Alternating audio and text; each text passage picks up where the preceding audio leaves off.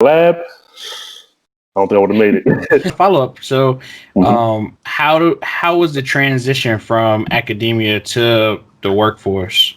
Gotcha. So it was. I want to say the lab that we had on campus had all the tools. It just scaled up when I went to corporate or went to the workforce, right? It just scaled up from there because we had in the lab, we had a blade server, right?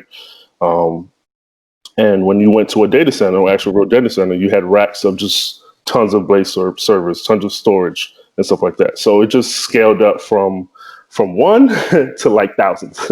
Right. But the software was kind of still the same. The methodology was still the same. The practices and stuff like that. They were more advanced in automation and batch jobs and stuff like that.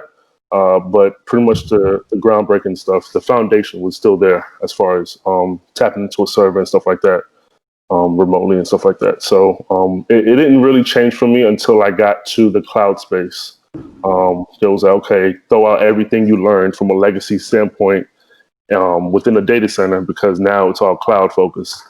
You don't need to do this, do that. Everything is scheduling a job or Ansible script or something like that. So that's when I had to really transition. Okay. Yeah.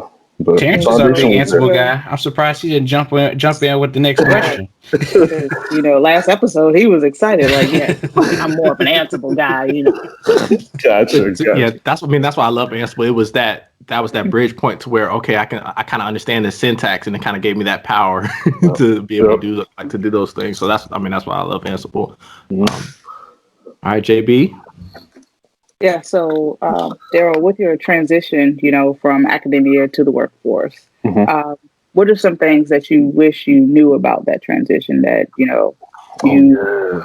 that you just got there and you're just like, okay, this is not what I expected type of thing.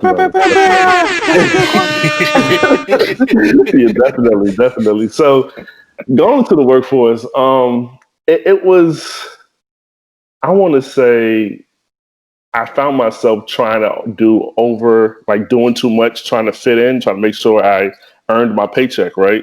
But when you came in, I'm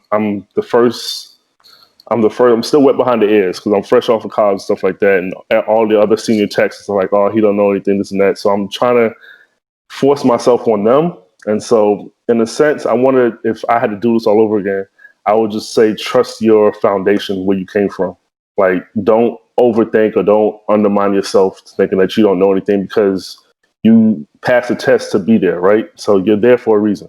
Someone saw something in you, someone saw something in you to bring you on board the team so you can be an asset to the team. So I would say trust in yourself and don't let that steer you away. I mean, wherever you go, whether it's government, whether it's industry, it's going to be changes. It's going to be forever learning, stuff like that. And always keep that mentality of always learning. You're never going to stop learning. So that's what I would always. Man, that imposter syndrome, it just keep popping up. Yeah, that's true. That's true. Darren, if I didn't know you personally, I would have thought you were watching our episodes because we have episodes on imposter syndrome. JB, what episode was that? JB's the one that always plugs the that other was episodes. That's episode 3. Yeah. Episode 3? Oh, no.